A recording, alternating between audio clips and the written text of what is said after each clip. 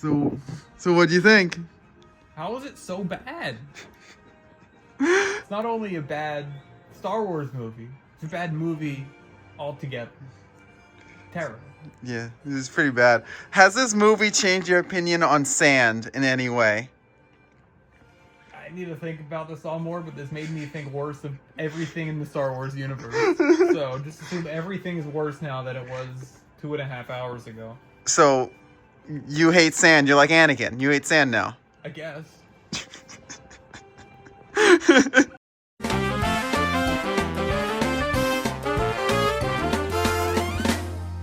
Hi, I'm Alec the Awesome. I'm here with my friend. What's up? Okay, I was hoping you'd say your name. No? I'm Joe. Yeah, there you go. I should know that from last week. I mean, I don't know. Everyone who's watched this video has watched the previous one. I guess if you haven't, go do that. The link in the description, iCard, whatever, all that. And I guess a day and a half ago, right? So we watched Attack of the Clones Friday night. Yep. And we're sitting here Sunday morning now, ready to talk about it. I wish we did this yesterday because at this point I'm kind of already like over this movie. It's been a day and a half, but I wanted to give you the floor because actually when we sat down to watch it on Friday night, you brought out a notepad to write a bunch of stuff down, which we did not do for the Phantom Menace. So I thought you had a lot of thoughts. I wanted to give you the lead before we actually delve deeper into this movie. Yeah, so just like a high-level overview, the movie's pretty bad. From the very beginning, you told me that the opening scene in the movie was great. It wasn't great. The acting was pretty bad. Wait, did I say the opening was great? I don't remember that. Okay. You did say that. It didn't really make any sense. I don't think I remember that. Okay. Big explosion, and like nobody seems to really care all that much. Like I don't remember saying that at all. It was a weird way to start the movie, and then from then on, I think it only got worse. Yeah.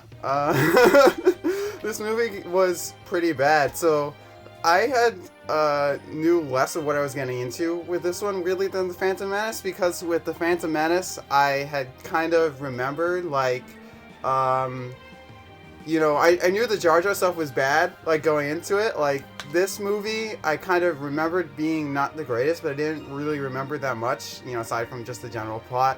This movie was like actually like way worse than like I remembered it being. Yeah, I think you could title it as not just a bad Star Wars movie, but a bad movie altogether. Yeah, no, it was pretty bad. Also, I guess I should have mentioned this before.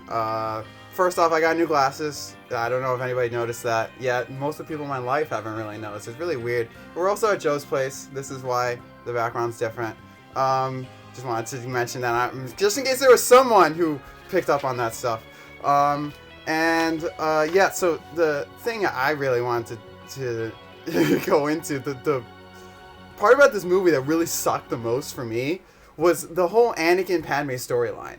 Like literally when we're watching this movie, I wish they cut this whole thing out. Like it was so fucking bad. Yeah, I was saying this to you on Friday night, and it literally felt like the A plot of the movie, and everything going on with Obi-Wan was like the B plot, C plot, and I just think that it's completely wrong how they prioritized it. Now maybe they tried to rationalize it by saying like, hey, we're kind of showing how Anakin is rogue, and maybe it eventually explains how he becomes Darth Vader, but they really didn't. He came into the movie with like a completely different like mindset than he did in episode 1, and they don't really explain ever how that happened.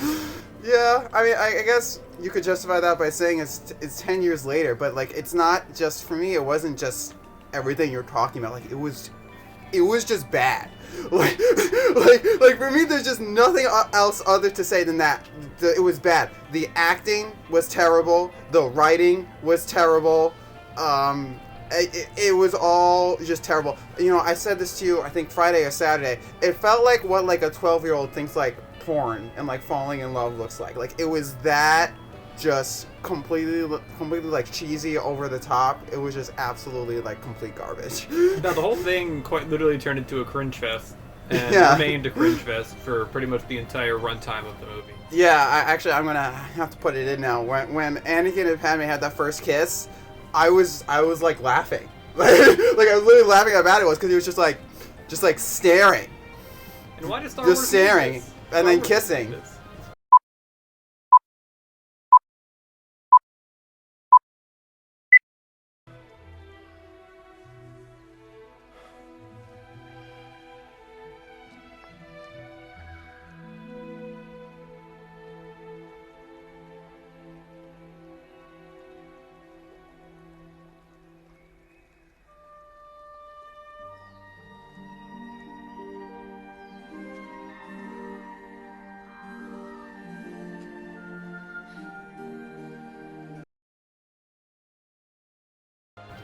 and to me, the most frustrating part about all this is that it really pushes aside like all the other important stuff in this movie. Like, obviously, I mean, I can't fully go into it because there is another movie left, but the Anakin Padme stuff is important for like Revenge of the Sith. Like, it is important for Anakin's character arc, but like everything that happens with the clones just feels so much more important to the overall galaxy and the overall story as a whole.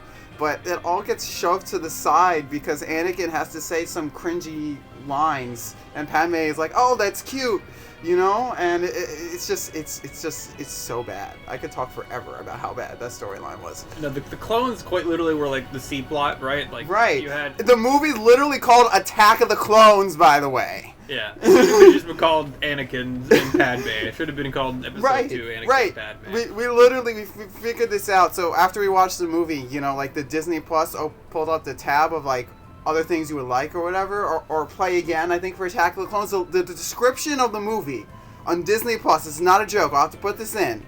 It literally was, Anakin and Padme fall in love while a war is going on. Well, why isn't the war the most important thing in the movie? Why is Anakin and Padme falling in love the most important thing that happened in this movie? It makes absolutely no sense. And they mislead you with the title. They right? mislead you completely with the actual title of the film. Yeah, it should have been like Anakin and Padme. You're right. It should have been. Right. Yeah. Anakin and Padme fall in love. Star Wars. And it's just like, you said it too with Anakin. I'm just gonna get rid of all the Anakin and Padme stuff so we can actually talk about the other stuff I want to talk about with this movie and never touch on this subplot ever again. You talked about it too, how they laid it on so thick with Anakin. Like, there was no subtlety. No. Anakin literally says in the movie he likes his dictatorship. And Padme's just like, oh, that's cute. I would like them to like show us and not tell us, and they just don't really do that throughout the entire film. They're kind of just like using expository information to explain things to you, and then you just have to take them for their word instead of actually seeing things happen naturally. And you know what? They had this pissed me off too. I don't think we talked about this before, but they had a moment to do it. They had a moment to do it very easily. Why the hell did they cut away from Anakin killing the Tusken Raiders? Like, I don't understand it. You finally get a moment where Anakin tapping into the dark side feels, like, natural. Like, you can sort of see it, like, because you saw in episode 1 the, like, shitty life he had with his mom and the slavery and everything. So, like, him holding his mom in his dying hands, like, that's reasonable to think that there will be a strong emotional reaction to that, right? Well, even then, they laid it on thick afterwards, and he was like, I didn't just kill the men. Right! I killed the women and the children, too. Right, but that's exactly the point. Instead of having that scene where he says that to Padme, why not just show him killing the Tusken Raiders?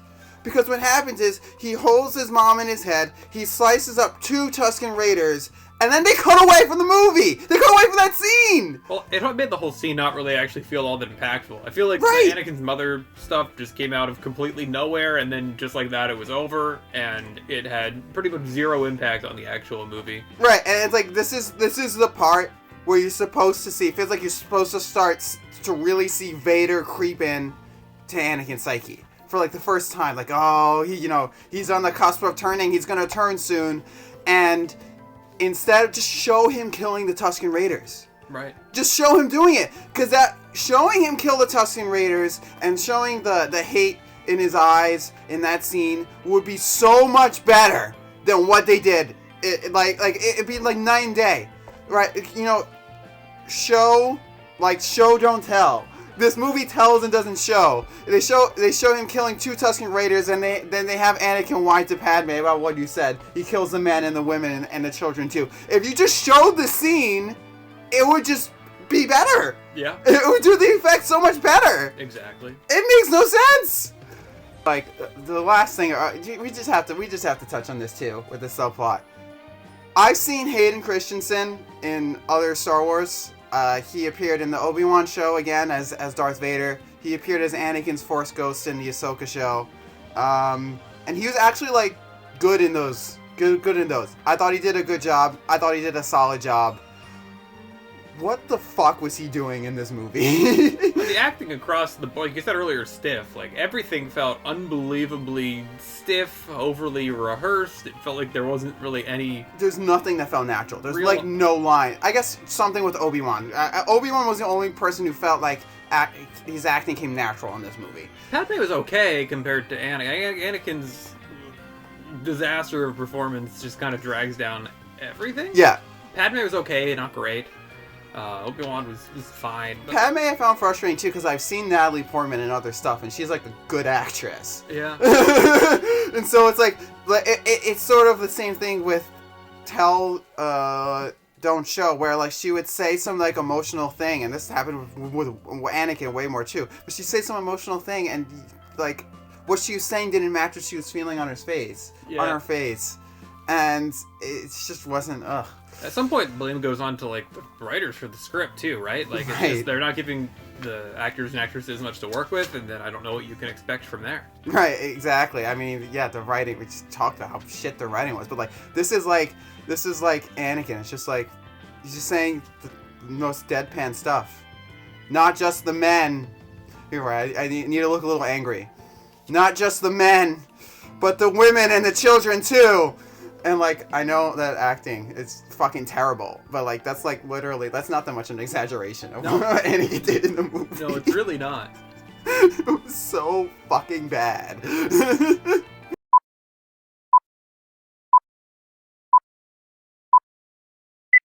I'm not afraid to die.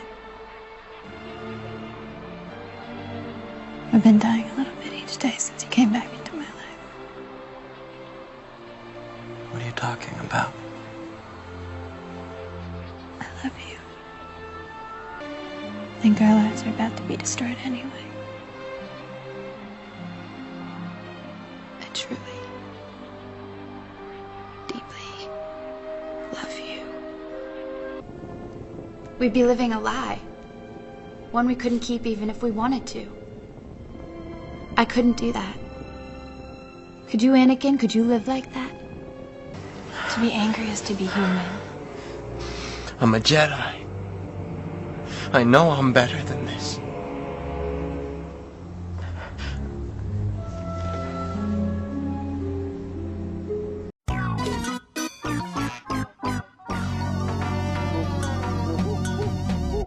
I lead. Why? Why else do you think we were assigned to her if not to find the killer? Protection is a job for local security, not Jedi. It's overkill, Master. Investigation is implied in our mandate. I've thought about her every day since we've parted, and she's forgotten me completely. It was her idea. Don't worry, no harm will come to her. I can sense everything going on in that room. Trust me. I don't sleep well anymore.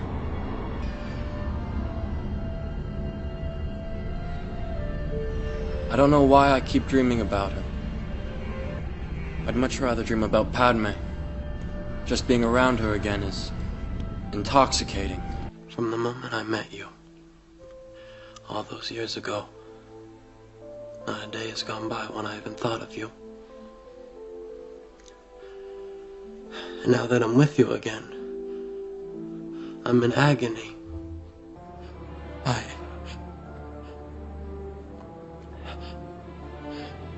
I killed them. I killed them all. They're dead. Every single one of them. And not just the men, but the women. And the children, too. But I promise, I won't fail again.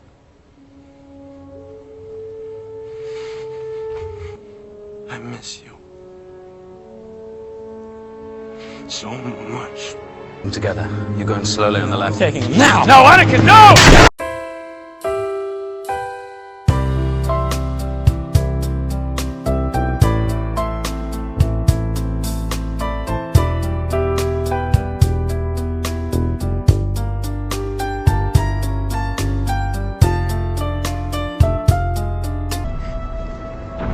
did well.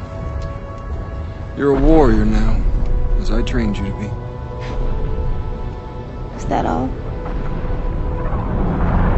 Ahsoka, within you will be everything I am. All the knowledge I possess. Just as I inherited knowledge from my master, and he from his. You are part of a legacy.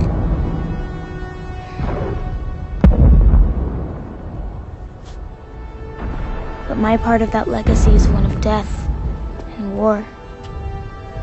But you're more than that. Because I'm more than... You are more, Anakin. But more powerful and dangerous than anyone realized. Is that what this is about? If I am everything you are... You've learned nothing. Don't say that! Back to the beginning. I gave you a choice. Live.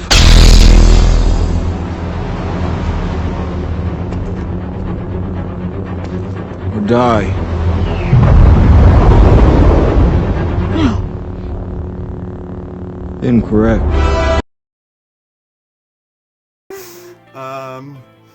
Is there anything else you want to touch on the subplot before we talk about other stuff now? I think I'm ready to talk about other stuff. Okay. Yeah.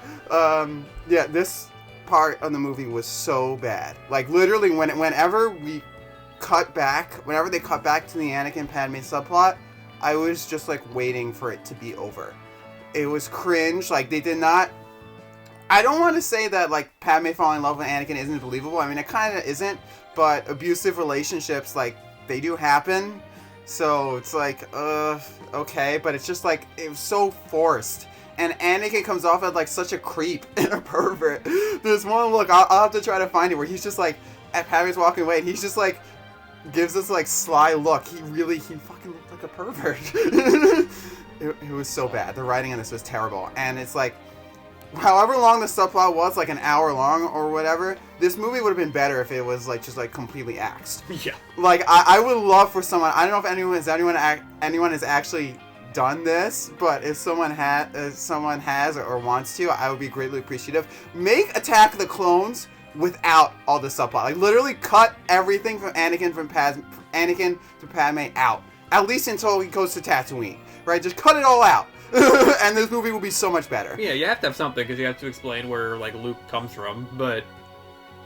Right. You can't just completely cut it out. That's the thing. Like, it doesn't need that much time, but it needs to have... You could cut out like 90% of it, sure, and this movie will be better. Okay, I want to cycle back to Anakin real quick, because there's one thing that bothered me, that, so I was trying to think about, again, I was going back to Star Wars: The Clone Wars, because Star Wars: The Clone Wars, I really liked how they did Anakin in that show. I thought they did a good job. And it's like, what's the difference? What's the difference between that show and how they portrayed Anakin in that show and Star Wars: The Clone Wars? Aside from the cheesy line, aside from the horrible the acting, right? Like, and it was that Anakin in Star Wars: The Clone Wars was actually, like, kind. Like, he has moments of, like, actually, like, being a nice person, and I feel like that's part of what's missing, is a lot of his use for power is, like, in saving people, right? Like, there's an episode that I'm thinking of in Star Wars: The Clone Wars where there's this character, Ahsoka Tano, who's his Padawan, who you have to watch the show to see. She's not in these movies at all. And there's an episode where, like, she's in trouble and, like, she's on, like, the verge of dying, and, like, Anakin, like, tortures this guy who has, like, information on, like, how to save her life. And so it's like, okay, like, obviously that's extreme torture. I'm not advocating for torture or anything, but, like, he does it because he really cares for Ahsoka, because he doesn't want her to die. Sure. Right? And it's like, that whole aspect just felt like it was missing. And actually, when Padme says to Anakin, I'm gonna go rescue Obi-Wan, Anakin's like, no, I'm gonna stay here. I was like, what the fuck? Like, you should want to, you should want, right? Anakin says, like, I'm gonna stay here and listen to the council. Anakin should want to be like, no, fuck you, Jedi Council. I'm gonna go save my friend. Like, I don't give a shit what you say. Sure. Like, Anakin's nice, kinda, sometimes. No, the movie, I just hated him. Right, exactly. He's terrible. He's a terrible person. Leave us. You will answer my questions. Your feeble Jedi mind tricks do not work on Geonosians. The other Jedi already learned this. Mind tricks? I don't need mind tricks to get you to talk. I will never talk, Jedi. We'll see about that, Poggle.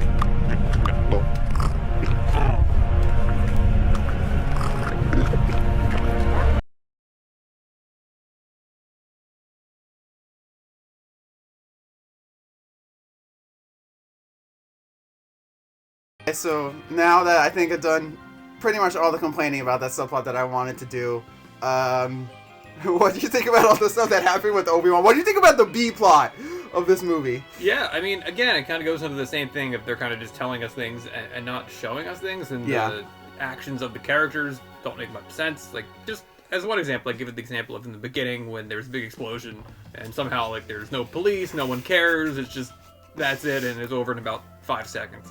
But another example of this that was pretty early on is when, you know, they were like, why is this planet not in our system? We can't find it. Oh, Kamino? Yeah, why is Kamino not here? We gotta go to Kamino. And, like, which is, it's not that hard. It's, like, pretty clear in the rest of the Star Wars films that it's not that hard to just go somewhere and find out yourself if something's real or not. Like, why do you have to spend so much time just trying to see if it is real? Just fucking fly it. You know what? I didn't think about it. I actually thought of a bigger plot hole with this storyline, but what you're saying is completely makes sense. Like, you're right, like, you know where it should be, just fucking go there. It's not that hard. Right, exactly. I guess they had to find out where it was supposed to be, is what you could argue. But they knew where it was, because they had, like, the coordinates, and it just wasn't showing up in the system as there being a planet there. Right, yeah, no, you're right, you should just go there. I mean, yeah. The kind of the inverse happens in episode 4, right, where they're supposed to go to Alderaan, and they go to Alderaan and Alderaan's not there. Right? Like, you could just go. Yeah, maybe the people at Telu's Records are just bad at their job. They're just incompetent workers. And so yeah, so actually what you're saying actually touches on something I had, a complaint I had. It sort of reminded me of the Batman. I don't know if you saw that movie. I have not. Okay, I thought it was very okay. This review is not about the Batman. It's about Attack of the Clones. But when watching that movie, there was some sequences where, like, the Riddler was supposed to be super smart, but it felt like when you step back and look at what he was doing, like, it wasn't that smart, and it felt like the mystery was more conveyed for the viewer than for the actual, like, plot of the movie. And there was one part of this movie that I felt like had that same sort of effect, which was, why was Kamino even erased from the databanks to begin with? It makes no sense to me for Palpatine's plan, because, like, obviously you saw in at the end of this movie, part of Palpatine's plan is giving the Republic this clone army. Right. That's part of his plan. That's the whole point. Right, exactly. So doesn't he want them to find it? Right? Like, why would you hide something that you want them to find? They don't explicitly say that he's the one that hit it. I'm pretty sure it was Dooku. I don't know if they ever explicitly say that, but, like, Sure. the breadcrumbs are pretty obvious that said, it was Dooku who hit it. Yeah, they said it was a Jedi. Right. Yeah. Yeah, and Dooku was a fallen Jedi. Like, Dooku was, like, an actual Jedi. Like, he trained Qui-Gon, and he, like, fell, like, in between episodes 1 and 2. So it was totally Dooku who hid it from the archives, which, again, it just doesn't make... Like, why would you hide it? Like, you want them to find it. Right? Like, if part of your plan is for the Jedi to eventually go to Kamino and to accept this clone army, why would you make it harder for them to do that? Yeah. Yeah, no, you're right. And just kind of talk about, like, you know, Dooku, and, like, the Jedi have, like, a serious problem if there are so many that constantly are falling to the dark side. Like, almost 50%. Like, they have serious issues going on if this is the way that the Jedi work. Well, I mean, there are a ton of Jedi that we just don't see. So it's like not all of them fall, but yeah. Bad world building, then. Right, it's Star Wars The Clone Wars. You should watch Star Wars The Clone Wars. These videos are just really advocating for you watching Star Wars The Clone Wars. Like, these are so bad that it almost makes me just want to not do that. Yeah, I completely understand what you're saying. I understand what you're saying, but like Star Wars: The Clone Wars is like the only like good like prequel Star Wars. Like if you want to see prequel Star Wars that's not shit, you have to watch Star Wars: The Clone Wars. There you go. Actually, I since you already talked about, what do you think about Count Dooku in this movie? What was your opinion of him? The D plot. The D plot, yeah. D for Dooku. He seemed okay, but there was very, very little of Count Dooku. Yeah, that was just something that really stood out for me too. That was one of the things I wrote down. Was Count Dooku appears like halfway through this movie, and like he doesn't really do that much. Like he shows up out of nowhere, pretty much. Right, he does show up out of nowhere. They don't build him up at all. They don't build no exactly. I don't know what I'm supposed to feel, but I don't really feel that much. Yeah, and it's a shame because he's such an interesting character. When you can, it all goes back to the Anakin Padme stuff, because this movie was 2.5 hours long, and like an hour of it was spent on the horrible Anakin Padme. An hour of it was spent on Anakin saying cringy shit and giving Padme cringy looks, and Padme being like, you know, that's kind of cute. Like, I'm kind of digging that. Well, if they cut that shit down, it could have actually given, like, more backstory to Count Dooku. Because I actually think Count Dooku is a very interesting character who's just, like, not really given that much shit in this movie. Like, just to go into his backstory, I mean, we can watch Tales of the Jedi if you want, but he's, like, Count Dooku's someone he sees the corruption in the Senate, and he basically convinces himself that, like, he can do better. And so that's how Palpatine, like, sort of turns him. So, like, he's not, like, inherently evil. Sure. Like, I'm gonna make a comparison. Well, he becomes evil. I'm gonna make a comparison you probably don't understand, which is Saruman from Lord of the Rings. I've never seen Lord of the Rings either. Okay. It's actually played by the same actor, which is kind of funnily enough. But, I mean, I have my problems with the movies. This is not about that. But they're both kind of characters who have, like, I don't want to say just ideals, but, like, they have ideals where when they start out down their path, like, it makes sense, sure. Right? Like, we saw the corruption of the Republic both in this movie, a little bit in this movie, and in Episode 1. So, like, it's not like Count Dooku saying, hey, this system is broken, I'm gonna try and fix it. Like, you know, I'm gonna try and make it better. Like, isn't inherently, like, you could see where that comes from. But it leads him down a path where he does a bunch of shitty things that it's like, okay, you're kind of really losing the plot. If you like take out a lot of the Anakin time, you can maybe explain a little bit on that and have Count Dooku make a little bit of a lasting impression that he didn't really make in right, this one. Exactly. And yeah, I mean, you sort of get a little, I feel like the closest you get to that is that one scene in this movie, is that one scene with Obi-Wan, where Obi-Wan's held captured and Dooku is talking about him, and he kind of like says that, but it's just like, you just don't, Dooku's an interesting character, but you don't ever really see that in this movie, like, at all. And it's so sad. Who's not an interesting character is Jar Jar Binks, who... He barely appeared in this movie, luckily. Thankfully. But Jar Jar Binks, again, this is just, like, bad storytelling. Especially after Episode 1, where everything he does just turns to shit. Yeah. Like, why would Padme have him be in charge when she leaves? It makes absolutely zero sense, and I think it comes close to invalidating literally everything, because nobody in their right mind would do that. I didn't even really... See, that was, like, so low on my complaints of this movie. I didn't even, like, really think about it. But what you're saying is, like, yeah. And I remember asking you, I'm going to ask it to you now, too, that we're on camera. How do you feel that, like, Jar Jar Binks, like, basically screwed everybody over by giving Palpatine emergency powers during the Clone Wars? I mean, nobody's surprised. Like, in Episode 1, they explicitly, like, make him the person that messes everything up when he's given the chance to do anything. So why would he not mess something up when he has the opportunity? Yeah.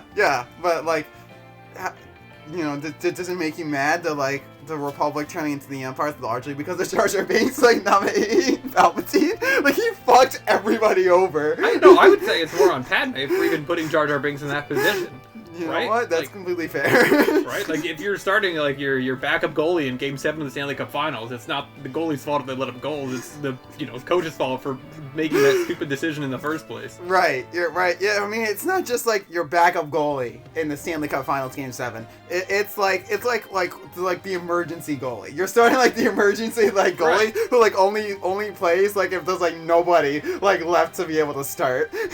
Poor decision making, like very like beyond poor decision making, and like Padme's an idiot for doing that, and it actually does really make this movie worse in my opinion, because it just is so unrealistic that anybody would ever make that choice. I get what you're saying. At least there's no Jar Binks in this movie, though. Very little. He was barely in this movie. He made the most out of what he had, though. He did. He did. He fucked everybody up. Why is he... I know I'm just bouncing all over the place, but we're talking about characters who are barely in this movie who, like, left a noticeable impact. What the fuck was C-3PO doing in this movie? Why did this movie have C-3POing in it? That made, like, no sense to me. I mean, listen, like, I love the original trilogy movies. I love them to death. That's why I love Star Wars. And, it's why I suffered through these movies. Because how much I love Star Wars. That's, like, one of the worst parts of the original trilogy to me, is the whole C-3PO gets into hijinks while the other characters are doing stuff. Why did this movie at, like, the last second, right, like, just for the climax, they decide they're gonna throw C-3PO in here and, like, have the C-3PO hijinks when the movie already, like, had, like, plenty of shit going on. Of course it's a bad decision for them to do that, but I would argue that one of the worst parts of the original trilogy, I'm fine with it, I really don't mind the C-3POing, it's one of the best parts of this movie, just because it has nothing to do with the rest of it. It's a nice break from the rest of the disaster of this movie, that I think it was perfectly fine, and I would rather watch 2 hours of that. You'd rather watch 2 hours of C-3POing? I would. I'm being serious. It was like probably the best part of the movie. Oh, you should watch Clone Wars then, because there's like... They have like multiple like storylines that's just like C-3POing.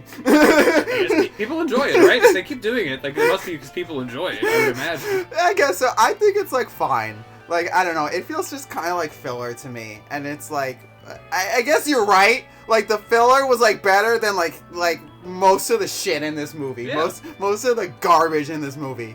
But it's just like, again, it's just like one of those things like I was saying, like, you could have had the space to expand on the actual interesting parts of Star Wars in this movie, and instead they just didn't, for whatever reason. Right.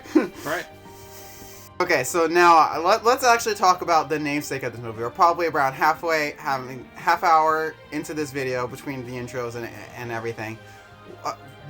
Kamino, clones, Kaminoans, Jango Fett. Well, your thoughts? Yeah, I mean, starting with the Fett, pretty cool. Like, I thought Jango Fett was like a cool character that I wish we saw more of. I think seeing like the he is dead, by the way. Yeah. Just to confirm. Boba Fett, like, cool to see like how Boba Fett kind of came to be a little bit. That's all great. But the clones, I think this is again one of the biggest faults of the movie, is they built up the clones as being like this like fearsome group, like bred specifically for battle. That's what they are. And then you see them kind of just get completely slaughtered. Like, it just doesn't really, like, I don't feel threatened by the clones after this, right? They're like the toads of Mario. They're just like the filler that no one really cares whatever happens to them. Like, the clones just feel like they're there to get killed. That's what the movie kind of made the clones seem like to me. Like, what did they do that shows that they were bred for battle? Yeah, that's completely the fault of the movie. This is just literally just advocating for Clone Wars, because clones are such the center of that show, and they're like completely like the 180 of that. Like, they're soldiers bred for combat, but there's a lot of like undertone of like sort of like, I don't say like what is life, but their lives are kind of like, when their lives are bred for combat, they're kind of like fodder. You know what I mean? Sure. And so there's kind of like that underlining tone in Clone Wars of like that being cruel. Like, these people are still sentient, and you're basically just throwing them into battle and saying, I don't give a shit what happens to you. Right. But like, again, is that aspect really in this movie at all? It's not. No, literally zero. Right, exactly. So, yeah, you see the clones fighting. You don't really get any of that actual interesting backstory that happens with the clones. And even with the Kaminoans, too, because like something I found interesting watching it through a new lens, especially with Bad Batch, but you know, we got a little bit of this in Clone Wars too, is that the Kaminoans, like, if you were wondering, like, are the Kaminoans, like, completely, like, in on the plan? Like, yeah, like, they're basically, I feel like chaotic neutral is probably what they are. Sure. I don't know if Yeah. that means anything to you. Because basically what you find out in the expanded media is that they basically like, take the money. Like, I don't remember Palpatine's, like, offering them, like, money or power or whatever, you know, to commission this clone army, and, they basically just kind of take the money and they don't really like care. Like they don't really care like what their actions like lead to. Right. They're just like, okay, we're gonna get power from this, so this is what we're gonna do. Like I don't really care what happens to it. And again, that's part is lost in this movie too. Like there's so many like, and that's kind of why I guess I was enjoying the Kamino aspect, was because I know all of this, because I've seen a lot of the expanded media, so I know a lot of the, I guess, more undertones of the stories that actually use these concepts and were good. I don't think they're undertones. They're not there at all. Right. if Clone Wars, which I haven't seen, if they're just fixing the faults of this movie, it's not because they're picking up on undertones that were there. It's because they're trying to completely reinvent the wheel in something that Star Wars fans would find palatable. Yeah, that's completely fair. Yeah, that's totally fair. I also feel like they missed something. Did they ever say anything about a microchip in these clones in this movie? I genuinely don't remember. I don't recall, no. That's one of the stupidest. I can't really talk about it that much without going into Revenge of the Sith. That's like one of the worst omissions in this movie. It's something, again, that Clone Wars added on to bridge the gap between stuff that happens into the next movie that I absolutely cannot talk about.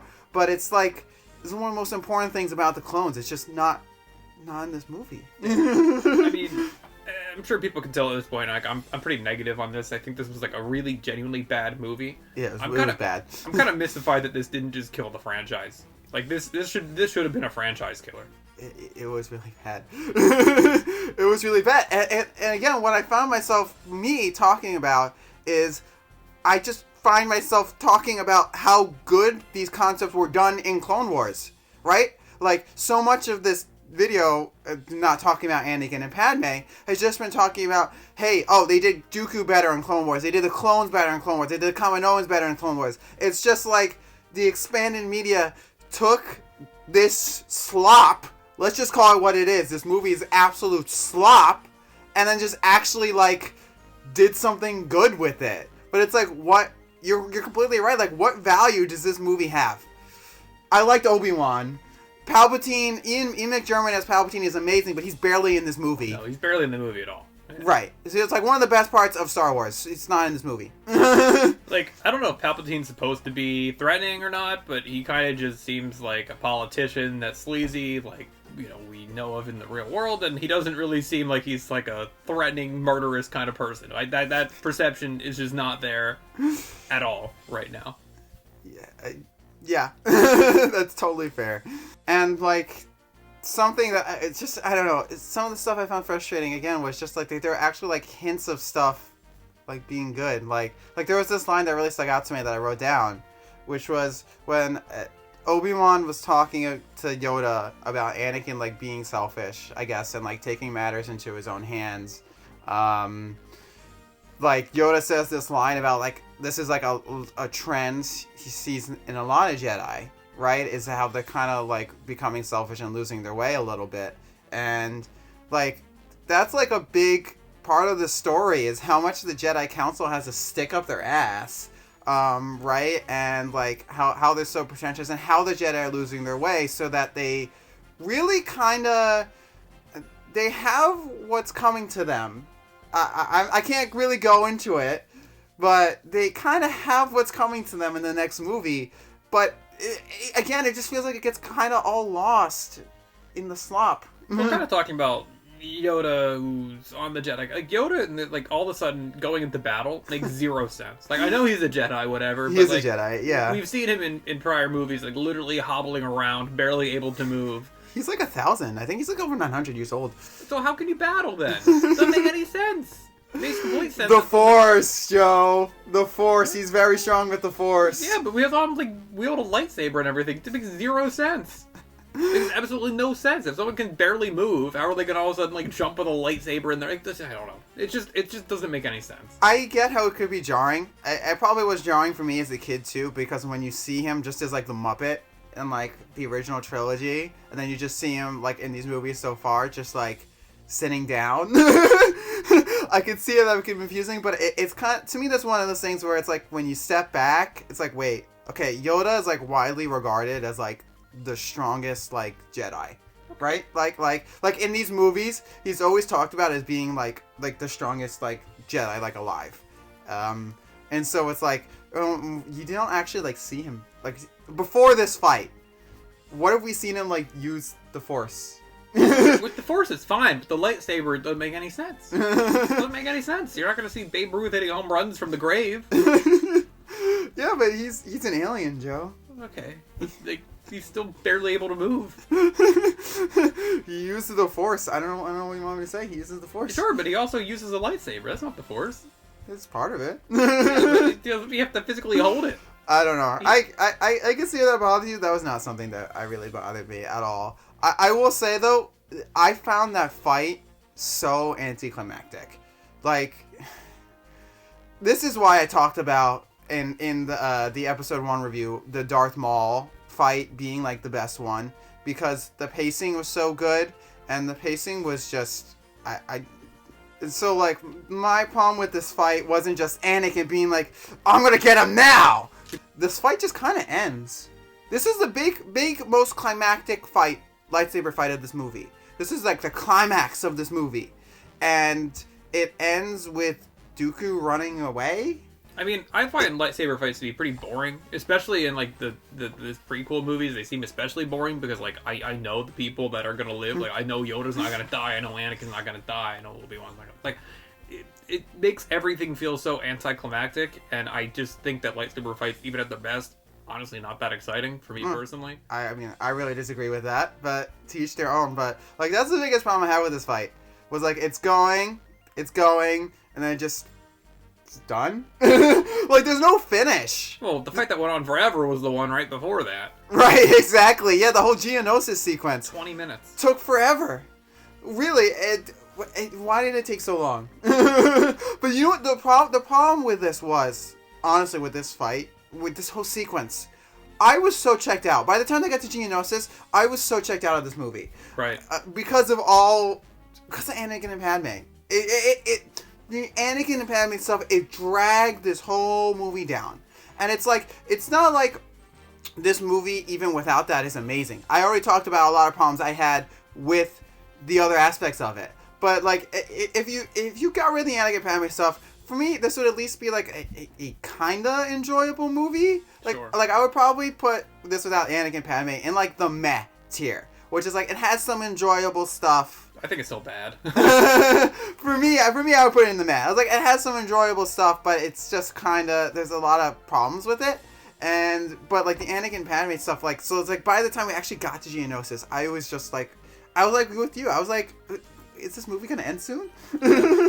Waiting for the next commercial so that I can get a couple-minute break from the slob of the movie. Yeah. This time we watched Disney Plus on the not ad-free. So yeah, the actual half-hour ad breaks were like a chance to just like turn off the slob for a minute. Okay, so I think before we talk about predictions for episode 3, I think I mostly said a lot of the stuff I wanted to say about this movie. Is there anything else you want to touch on before we look forward of not this movie? I guess one small thing, right? Like, there's constantly people going to different places, doing different things, but they don't really show why they're going to places or how they're getting. What do you mean? Just think in general, like going from like planet to planet, or like it feels like they're just all of a sudden going from one place to another with very little explanation as to how they're getting there, why they're getting there, going there. I mean, spaceships. This Sure. is like the 5th Star Wars movie we've seen spaceships. Sure, but like you can't just like cut from one completely different thing to another, in my opinion. I don't know. I guess. I'm trying to remember. I guess they didn't show Anakin and landing on Tatooine, but I think with a lot of the Obi-Wan stuff, they showed his ship actually going places. I think they did. I don't remember there being all that much. I don't know. Shows how memorable any of it was. Yeah. at the very least. I don't know. One minor, since we're doing minor nitpicks, the physics of, I understand it was a cool shot, but the physics of Boba Fett holding up Jango Fett's helmet, I mean, the head should pop out. That was just what I was thinking. Like, that's just basic physics. You know, he's holding up the helmet. The head's not gonna stick in the helmet. The head's gonna pop out. Yeah, no, I guess not.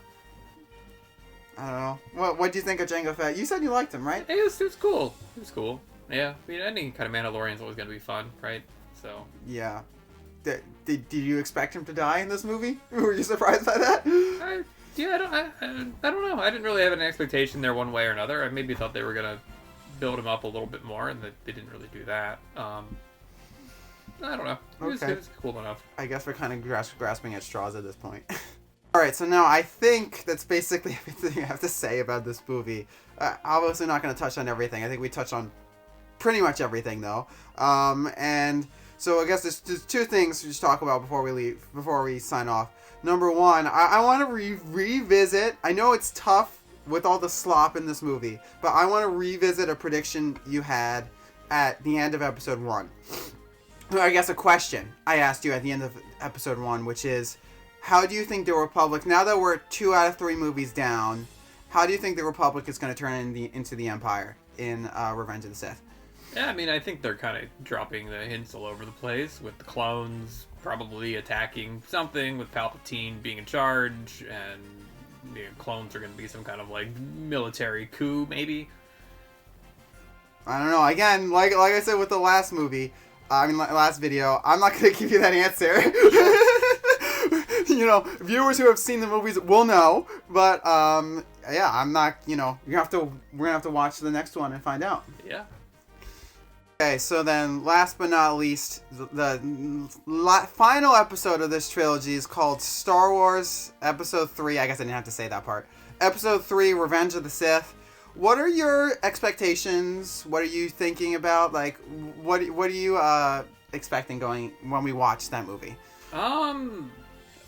Any expectations I maybe would have had are kind of gone at this point. Like, if I'm being completely honest, like I think that it's probably best for me to not go into any kind of expectations, because whatever expectations there are is probably gonna, end up letting me down. I will tell you, I don't want to say anything to influence your opinion, but episode 3 is the one that actually people like.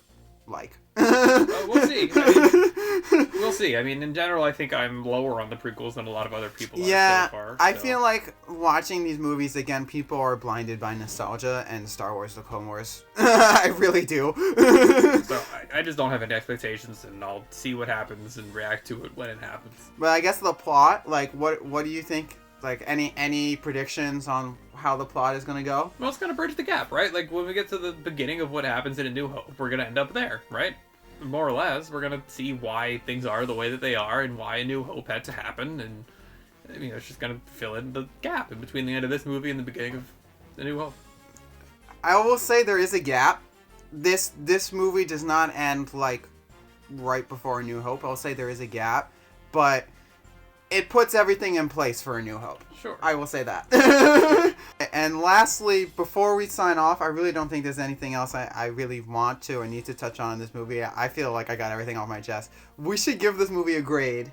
We gave The Phantom Menace a grade. We have to give this movie a grade. Whatever grading system you want, obviously. How would you grade this movie? I think it failed.